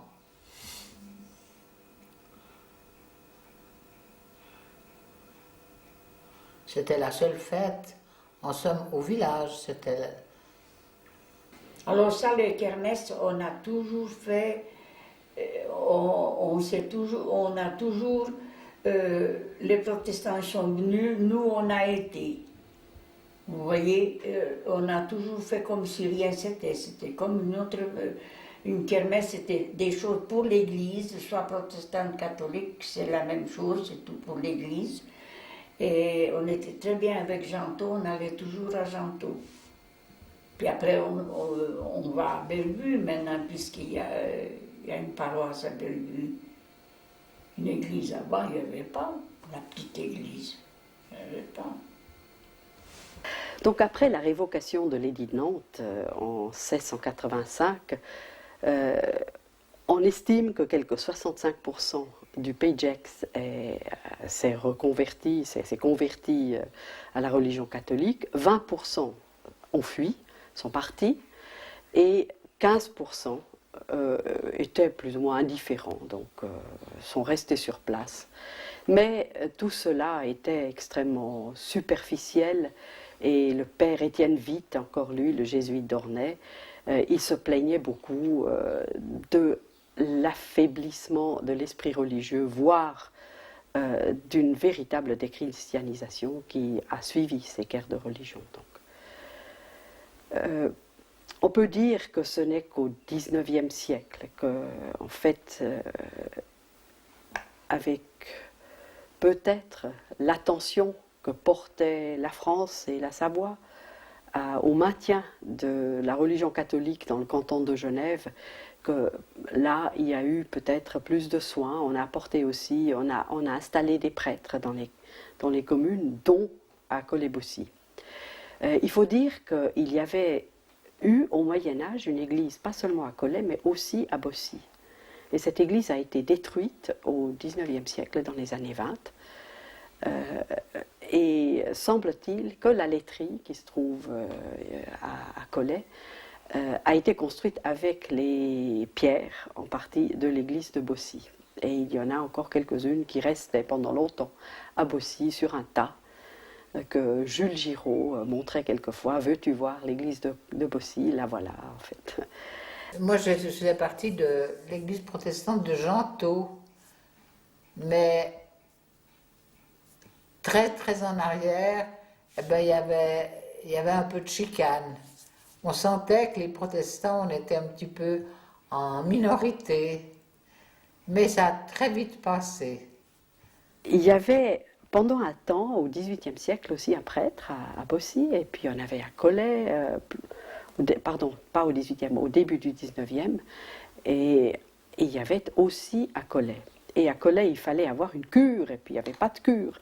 Alors au début, on installait le prêtre chez un paysan, c'était en général la famille Maréchal à Collet qui accueillait, et on a pu construire dans les années 20 du XIXe siècle une cure grâce au don d'un terrain par le baron de Vincy.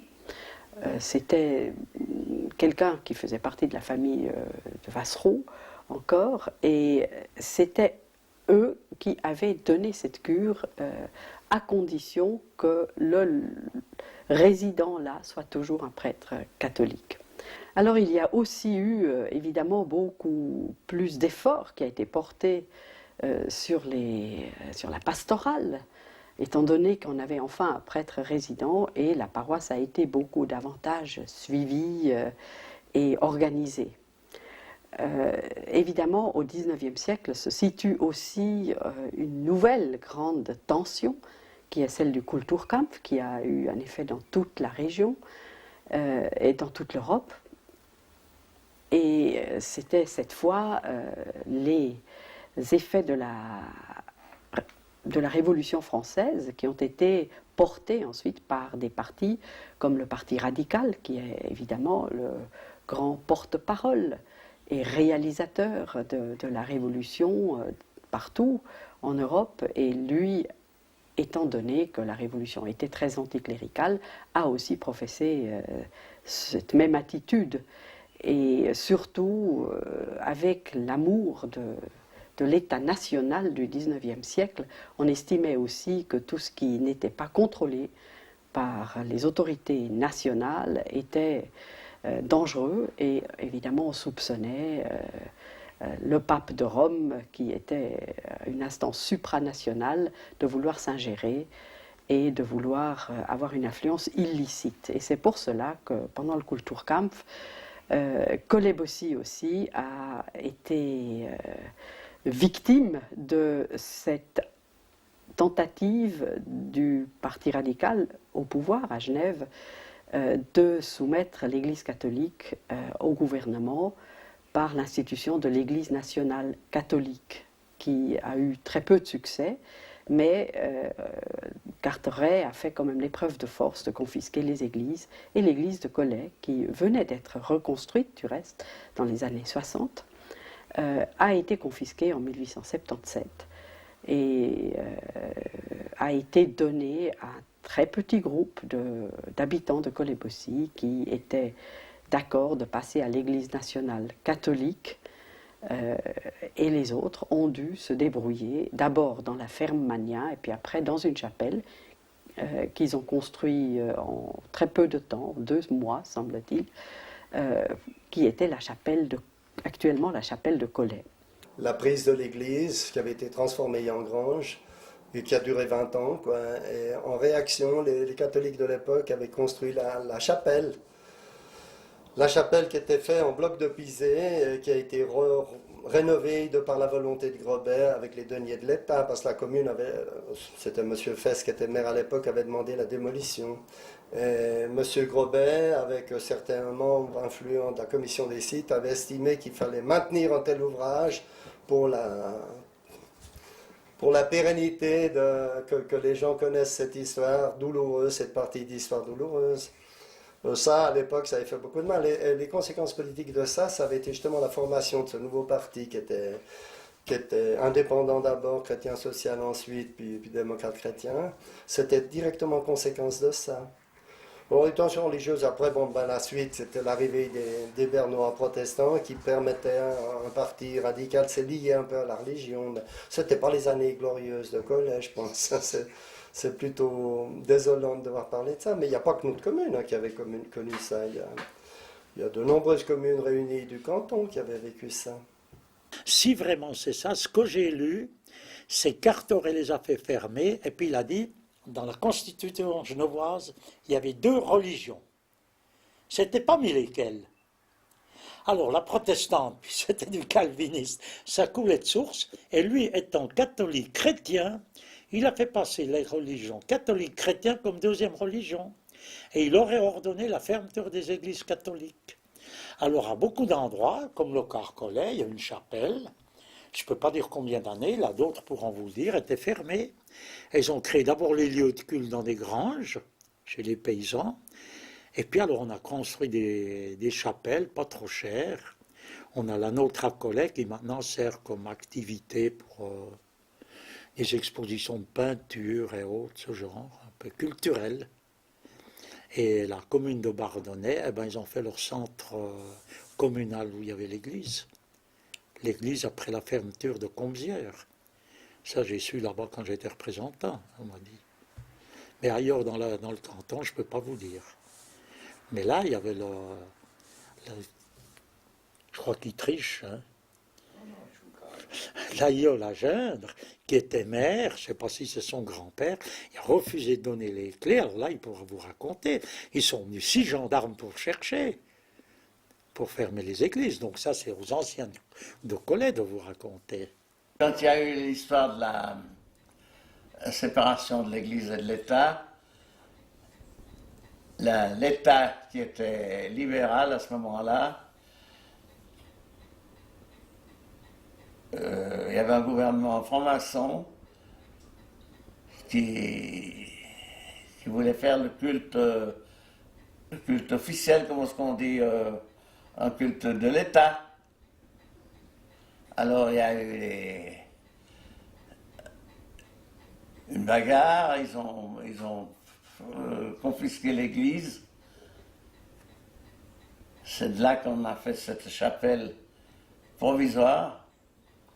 Parce que l'église, le maire actuel, le maire de l'époque, n'a pas voulu donner les clés de l'église pour...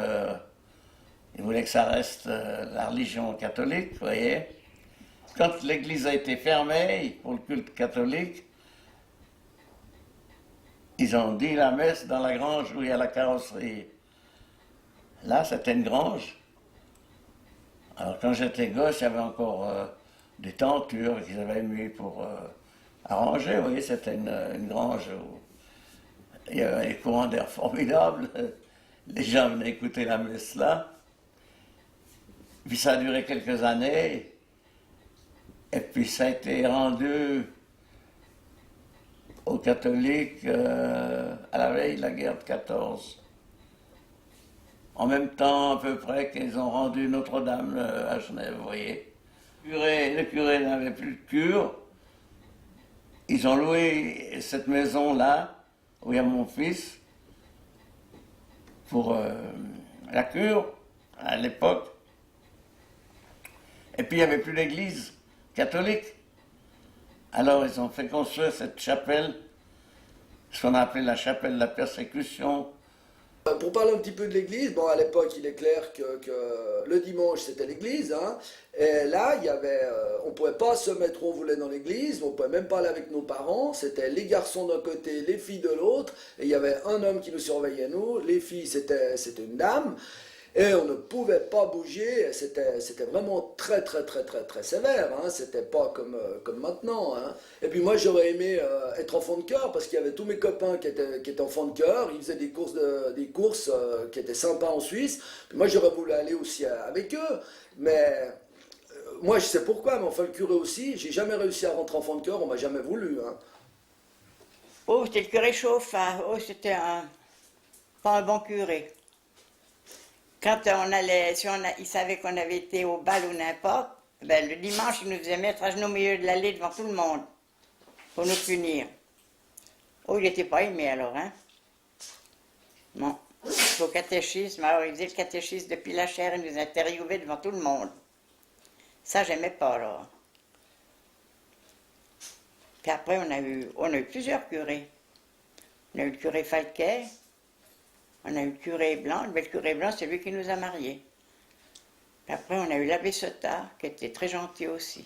Parce que nous, on avait à la vieille bâtie, donc toujours au lieu-dit, un facteur. Les ouvriers suisses allemands l'appelaient le ministre de la propagande. Il nous disait toutes les nouvelles, les décès, les naissances, les mariages.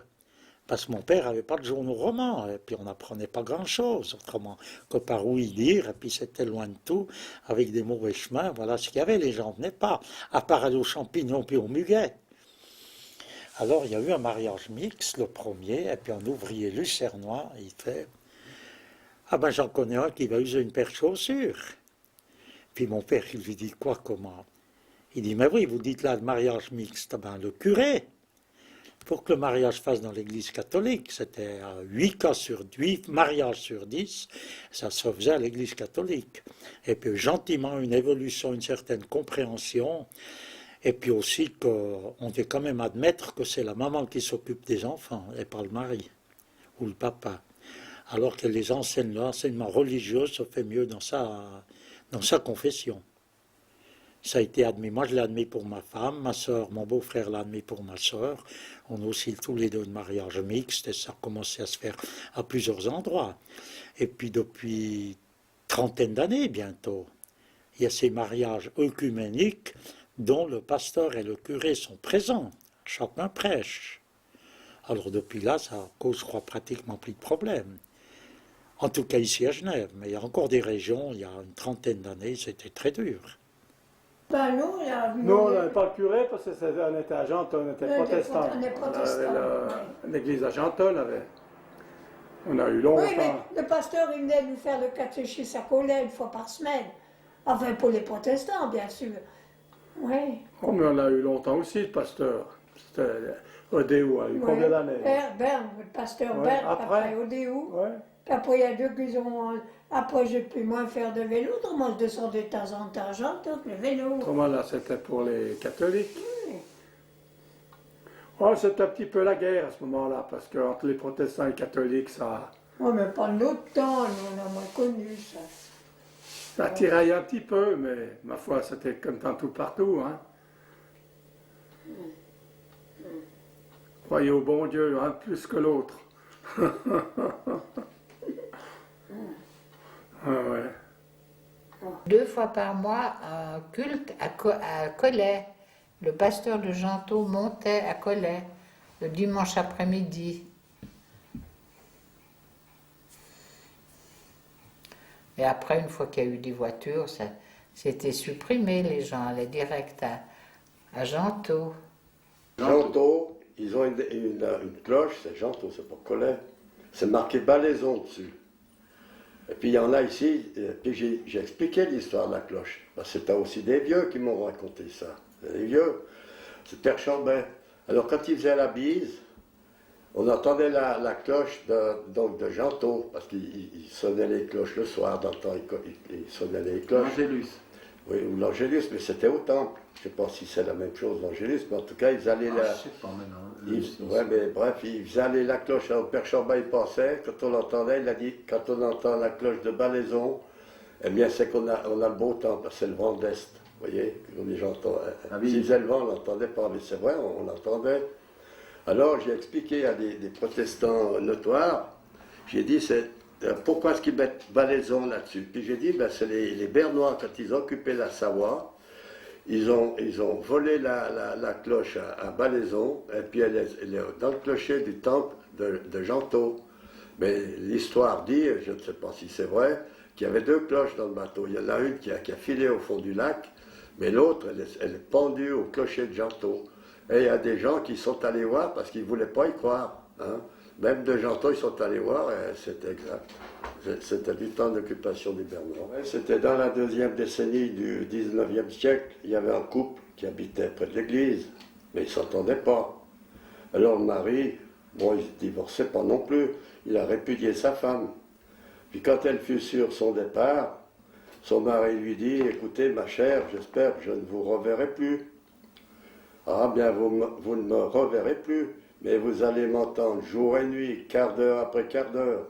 Et c'est là qu'elle offrit la deuxième cloche à l'église de Collet. Et son nom est inscrit, si vous voulez savoir son nom, il est inscrit sur la cloche, dans le clocher. Voilà un peu pour les événements très marquants. Cette tension a duré longtemps. Elle a duré certainement pendant toute la première partie du XXe siècle encore.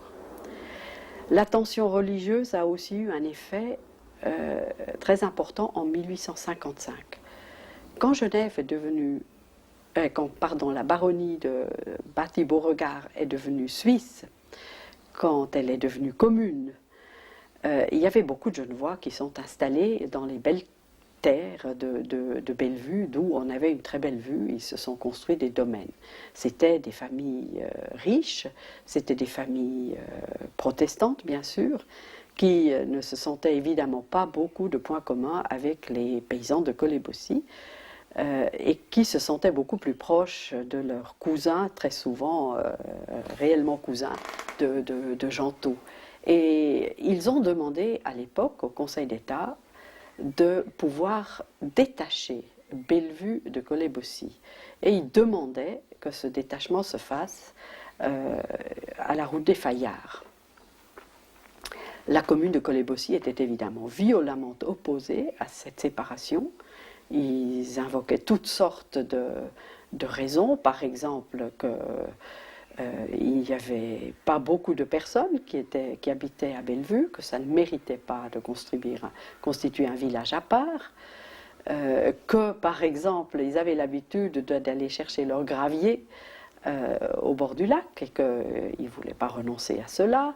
Enfin, ils avaient toutes sortes de raisons très, très raisonnables, mais le Conseil d'État, évidemment, a suivi le souhait de ces familles, qui étaient des familles influentes à Genève, et ont détaché, par décision du Conseil d'État et du Grand Conseil, en 1855, la partie sud de la commune, donc tout ce qui est actuellement la commune de Bellevue, de l'ancienne commune de Collet-Bossy qui allait jusqu'au lac.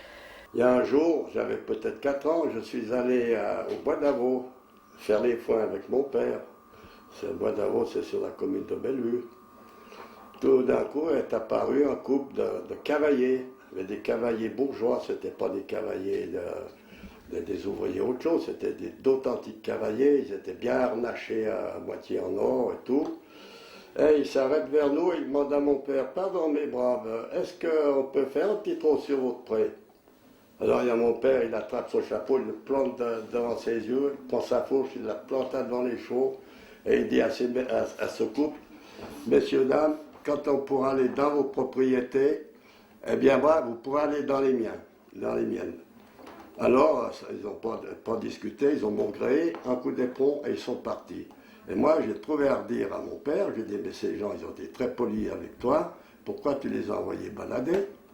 Alors, il m'a répondu, écoute, quand j'avais ton âge, donc mon père était de 1875, ces gens, ils avaient des chevaux, ils avaient des équipages, ils avaient des carrosses. Mais nous, on devait leur fournir du foin, de la paille. Et ces gens ne voulaient pas voir des paysans, des attelages de paysans chez eux. Alors on était obligés d'y aller la nuit. Bien sûr, les paysans, ils étaient tout contents de voir leur foin, leur paille, mais ils ne voulaient pas voir les paysans chez eux. Et c'est pour ça que mon père leur a dit, quand je pourrai aller dans vos propriétés la journée, vous pourrez venir dans les miennes. Cela aussi était une source de tension, c'était évidemment de façon sous-jacente aussi une question religieuse, mais je pense qu'aujourd'hui nous pouvons dire enfin que ces tensions sont dépassées, qu'on a appris à vivre ensemble et puis à s'apprécier et à ne plus se mépriser, parce que les paysans de Collet-Bossy se sont sentis méprisés évidemment en 1855. par les gens qui étaient d'un autre niveau social qu'eux.